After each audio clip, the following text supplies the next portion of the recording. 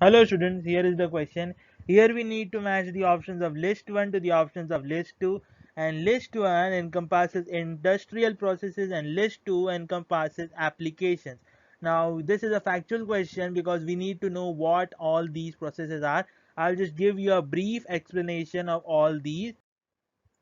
Now, Haber's process is used for the manufacture of ammonia. The process goes as one molecule of nitrogen gas and three molecules of hydrogen gas react to each other to give two molecules of ammonia.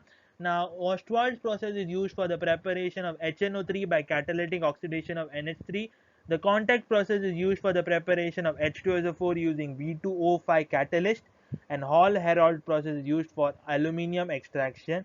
The option is D. I will suggest you to look into the mechanisms carefully by searching them in Google, because if I start drawing them here, it will be quite messy and you might get confused over here. So the answer over is D. Here is D. You need to look at each of these mechanisms in order to able to answer to this question. Thank you.